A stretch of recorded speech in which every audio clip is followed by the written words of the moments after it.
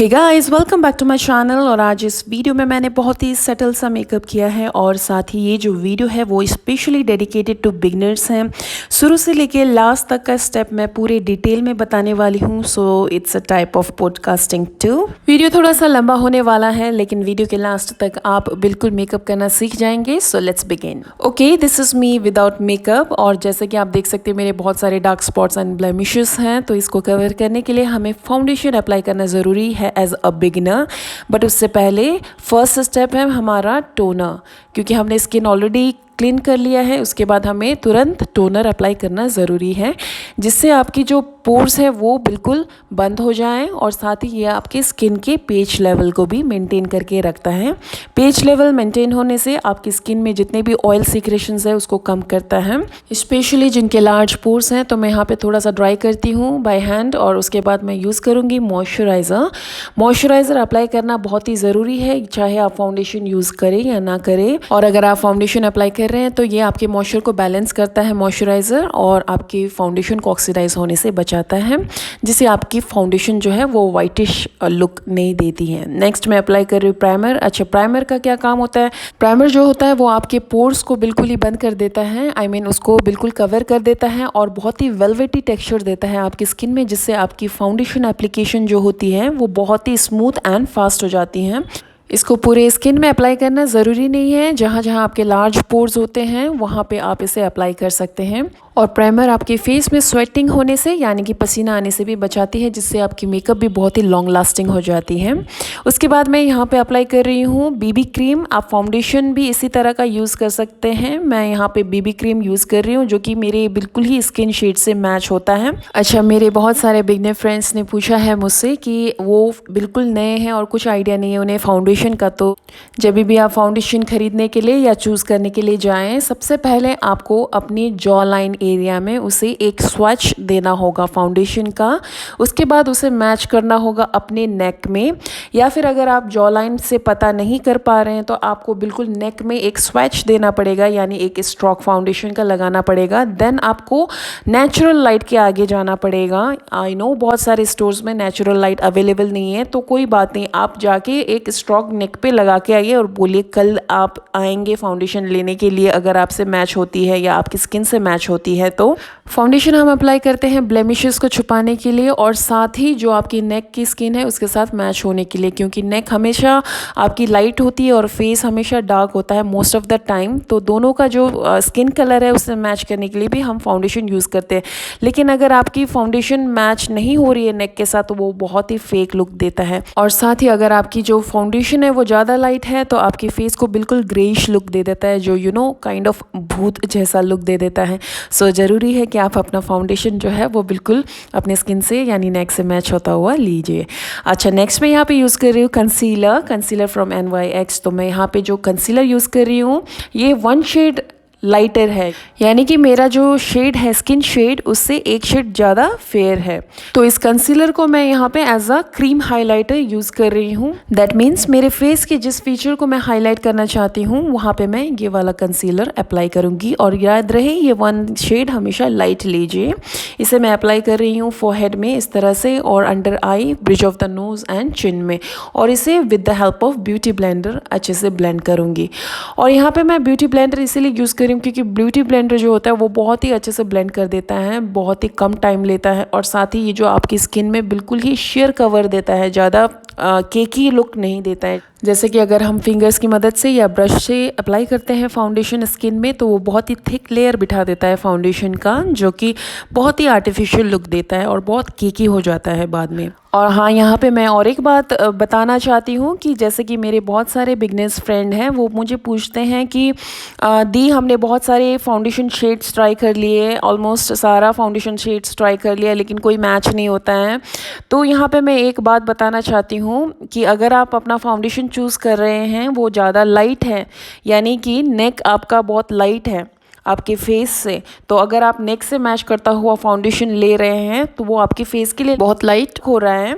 तो आपको एक चीज़ करना पड़ेगा, जहाँ पे आपका फाउंडेशन ग्रे हो रहा है that is under I, mouth area और फोरहेड के बोथ द साइड्स, जहाँ पे बहुत ही ग्रे होने के चांसेस रहते हैं, वहाँ पे आप कलर करेक्टर यानी कि ऑरेंज कलर करेक्टर यूज़ करें। ऑरेंज कलर करेक्टर वहाँ पे अप्लाई करके आप अपने ब्यूटी ब्लेंडर से उसे इसी तरह से डैबिंग मोशन में ब्लेंड करें। जो लोग बहुत फेयर है वो लाइट कलर का ऑरेंज कलर करेक्टर यूज़ करेंगे, और जो लोग थोड़े डार्क हैं वो थोड़ा सा डार्क यानी कि kind of brownish orange colour corrector use करेंगे और उसके ऊपर फाउंडेशन अप्लाई करेंगे। यहाँ पे हमारा बेस हो गया है कंप्लीट। अब हम यूज़ करते हैं अपने बेस को सेट करने के लिए कॉम्पैक्ट पाउडर। आई होप सबके पास कॉम्पैक्ट पाउडर होगा, स्पेशली माय बिगनर फ्रेंड्स। अगर आपके पास इस तरह का कॉम्पैक्ट पाउडर नहीं है तो आपके पास पाउडर या फिर लूज़ फिनिशिंग पाउडर होगा। तो with the help of brush आप लूज़ फिनिशिंग पाउडर जो कि आपकी स्किन शेड से मैच करता हो यूज़ करें। और अगर आप कॉम्पैक्ट पाउडर यूज़ कर रहे हैं तो हाईलाइटेड एरियाज़ प्लस आपकी जहाँ पे स्वेटिंग होती है प्लस आपकी जहाँ पे क्रीज लाइन बैठती है वहाँ पे आप पाउडर से सेट करें।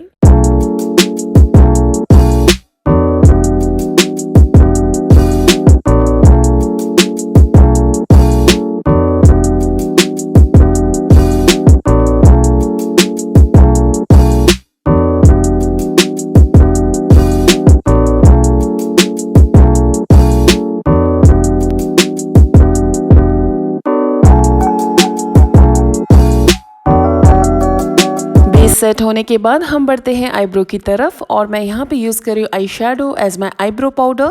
जिनकी स्किन बहुत लाइट है वो ब्राउन कलर का आई शेडो यूज़ कर सकते हैं, बट हाँ वो शिमरी नहीं होनी चाहिए। और जिनकी स्किन थोड़ी डार्क है वो ब्लैक कलर का आई शेडो यूज़ कर सकते हैं एज आईब्रो पाउडर। ध्यान रहे जब भी आप अपना ब्राउ डिफाइन करें तो सबसे पहले मिडिल से एंड तक डिफाइन करें, देन उसे ड्रैग करते हुए आगे की तरफ लेके जाएं, क्योंकि ब्राउज हमेशा आगे से लाइट होती है और एंड में डार्क होती है। अगर आप पहले से ही फ्रंट पार्ट से यानी कि आगे से स्टार्ट करेंगे ब्राउज को तो वो भी बिल्कुल आर्टिफिशियल लुक देता है और बहुत ही ऑड दिखता है फेस पे।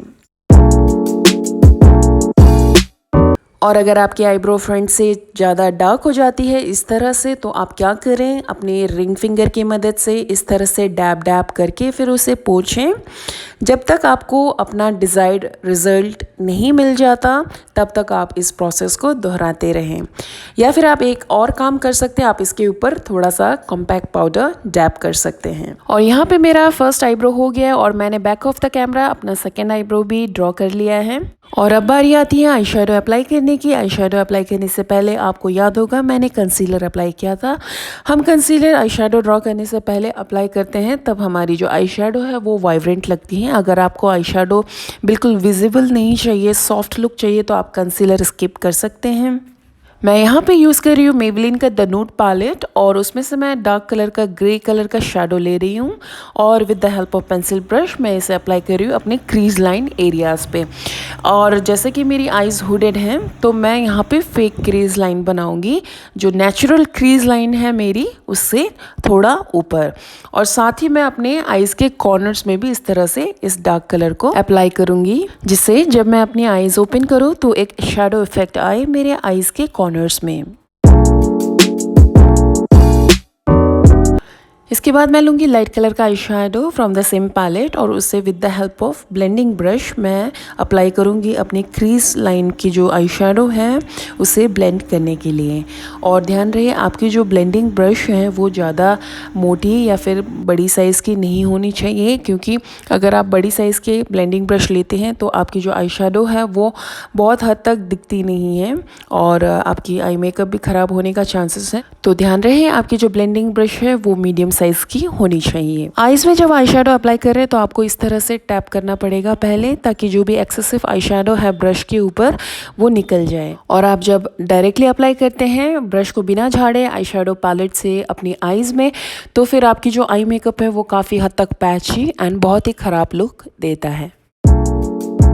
क्रीज लाइन को ब्लेंड करने के बाद अगर आपकी क्रीज लाइन अच्छे से दिख नहीं रही है या फिर वो ज़्यादा ब्लेंड हो गई है तो आप फिर से और एक बार पेंसिल ब्रश की मदद से पहले वाला आई शेडो ले सकते हैं जो डार्क कलर का ग्रे आई शेडो था, और उससे फिर से अपनी क्रीज लाइन पे इस तरह से अप्लाई कर सकते हैं।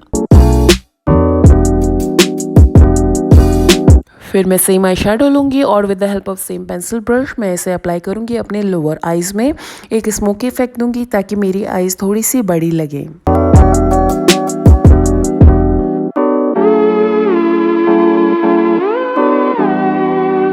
फिर मैं लूँगी golden beige eye shadow from the same palette और उसे अप्लाई करूँगी middle of my eye with the help of my finger. आप यहाँ पे ब्रश भी यूज़ कर सकते हैं अपने शिमरी आई शेडो को अप्लाई करने के लिए, लेकिन ब्रश से इतना इफ़ेक्टिव रिजल्ट नहीं आता है। अगर आप यहाँ पे ब्रश यूज़ करना चाहते हैं तो फिर पहले आप ब्रश को सेटिंग स्प्रे से वेट कीजिए, फिर जाके आप उसे शिमरी आई शेडो अप्लाई कीजिए। और जिनकी आईज हुडेड है या फिर जिनकी आईलिड छोटी है वो इस तरह से शिमरी आई शेडो यूज़ करेंगे अपनी आईलिड पे, तो आपकी आईलिड काफ़ी हद तक विजिबल हो जाती है। नेक्स्ट मैं अप्लाई कर रही हूँ लैक्मे का काजल और इसे अप्लाई करूँगी अपने lower water line and upper water line में, जिससे आपकी आईज और डिफाइंड लगती हैं। और फिर इस काजल को ब्लेंड करूँगी with the help of pencil brush ताकि मेरी आईज में स्मोकी इफेक्ट बनी रहे। इसके बाद अप्लाई करूँगी mascara to my upper eyelash and lower eyelash, ताकि जब मैं फॉल्स लैशेस यूज़ करूँ तो फिर वो अलग से ना दिखे मेरी जो नेचुरल आई लैश है और वो बिल्कुल फॉल्स लैशेस के साथ मिक्स हो जाए। अब बारी आती है फॉल्स लैशेस अप्लाई करने की, तो मैं यहाँ पे यूज़ कर रही हूँ पीसी का लैश फिक्सर और इसे ज़्यादा अमाउंट में अप्लाई करूँगी लैशेस के कॉर्नर्स में, ताकि जब मैं इसे स्टिक करूँ अपने आईज़ में तो कम चांसेस हो कॉर्नर्स से निकलने के। और याद रहे जब भी आप फॉल्स लैशेस स्टिक करें पहले मिडिल से स्टिक करें, तब जाके आप कॉर्नर्स में स्टिक करें, देन उसके बाद उसे एडजस्ट करते रहिए जब तक आपका ग्लू टोटली यानी कम्प्लीटली ड्राई ना हो जाए। और यहाँ पे होती है मेरी फर्स्ट आई मेकअप कंप्लीट। मैं सेकेंड आई मेकअप भी कंप्लीट कर लेती हूँ back of the camera and it is done.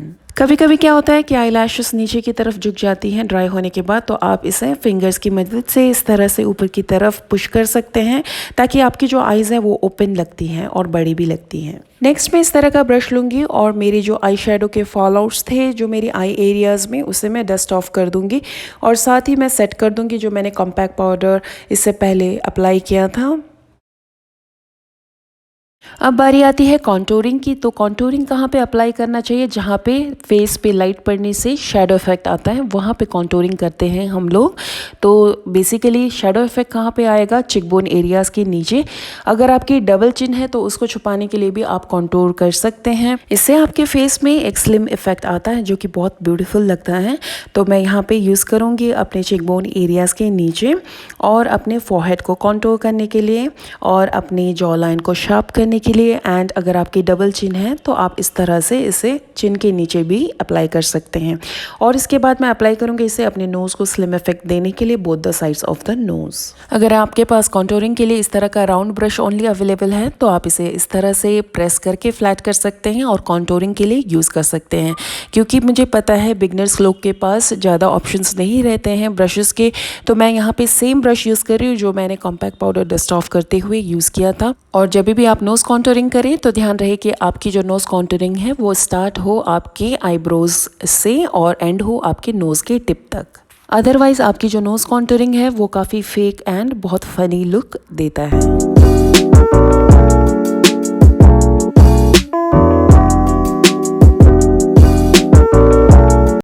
जैसे कि मैं यहाँ पे सेम ब्रश यूज़ कर रही हूँ, तो ब्लशर अप्लाई करने से पहले मैं यहाँ पे टिश्यू पेपर में इस तरह से रब करके अपने ब्रश को अच्छी तरह से क्लीन कर लूँगी और इसके बाद मैं ब्लशर अप्लाई करूँगी। यहाँ पे यूज़ कर रही हूँ मैं मेवलिन का blush in the shade coral और ये बहुत ही सॉफ्ट एंड सटल लुक देता है।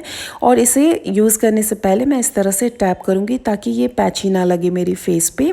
और इसे मैं अपने high points of the face में अप्लाई करूँगी, जैसे कि cheekbone, chin, forehead and nose. इसके बाद मैं अप्लाई करूँगी ये वाला white colour shimmery eye shadow from the same palette और उसे मैं अप्लाई करूँगी with the help of my finger to my nose tip, bridge of the nose और मेरे चिकबोन एरियाज़ पे। और मैं यूज़ करूँगी इसे चिन पे एंड फोरहेड को हाईलाइट करने के लिए। और इसी आई शेडो को मैं यूज़ करूँगी ब्राउ बोन एंड क्यूपिड्स बो को हाईलाइट करने के लिए, ताकि मेरी जो आई मेकअप एंड लिपस्टिक है वो थोड़ा सा कैची लगे। इसके बाद मैं यूज़ कर रही हूँ कलर बार का लिप लाइनर और आउटलाइन करूँगी अपने लिप्स को। और जिनकी लिप्स बहुत छोटी और पतली हैं वो थोड़ा सा बाहर की तरफ आउटलाइन कर सकते हैं अपने लिप्स को। लिप लाइनर हम यूज़ करते हैं लिप्स को एक क्लीन लुक देने के लिए और एक शेप देने के लिए। जिनको अपनी लिप्स की शेप थोड़ी सी ठीक नहीं लगती वो भी एक अपना desired shape lip liner draw करके कर सकते हैं और साथ ही ये लिपस्टिक को फैलने से बचाता है। और जिनकी लिप्स थोड़ी सी पतली हैं वो भी थोड़ा सा लिप लिप को बाहर की तरफ से आउटलाइन करके लिपस्टिक उसके बाद अप्लाई कर सकते हैं ताकि आपकी लिप्स जो है वो दिखने में बड़ी लगे। इसके बाद अगर आप चाहते हैं कि आपकी जो कॉन्टूरिंग है वो बिल्कुल नीट लगे और आपकी जो जॉ लाइन है वो बिल्कुल शार्प लगे, तो फिर आप इस तरह से कॉम्पैक्ट पाउडर यहाँ पे अप्लाई कर सकते हैं, बिल्कुल अपने चिकबोन एरियाज़ के नीचे एक लाइन देते हुए, जिससे आपकी जॉ लाइन भी शार्प लगेगी और कॉन्टूरिंग भी बिल्कुल क्लीन लगेगा। और अगर आप चाहते हैं कि आपकी नोज़ की कॉन्टूरिंग भी क्लीन लगे और नोज़ भी बिल्कुल शार्प लगे, तो फिर आपको सेम कॉम्पैक्ट पाउडर इस तरह से नोज़ के बोथ द साइड्स अप्लाई करना पड़ेगा। इसके बाद लास्ट में अपनी मेकअप को और अपनी मेहनत को सील करने के लिए आपको यूज़ करना पड़ेगा सेटिंग स्प्रे। मैं यहाँ पे NYX का सेटिंग स्प्रे यूज़ कर रही हूँ और साथ ही मैं इसे स्प्रे करूँगी थोड़ा दूर से। अगर आपने ज़्यादा स्प्रे कर लिया है मेकअप सेटिंग स्प्रे को अपने फेस में, तो आप उसे जल्दी से ड्राई कर लें with the help of makeup sponge. तो इसी के साथ होता है हमारा ये makeup look complete. I hope beginners को काफ़ी चीज़ें समझ में आ गई होंगी और आपको ये वीडियो अच्छा लगा होगा। अगर yes then give it a big thumbs up. अगर आप मेरे चैनल पे नए हैं then consider subscribing my channel. मैं मिलती हूँ आपसे नेक्स्ट वीडियो में। Till then take care and bye. और हाँ, कोई भी सवाल है तो कमेंट बॉक्स में ज़रूर पूछिएगा।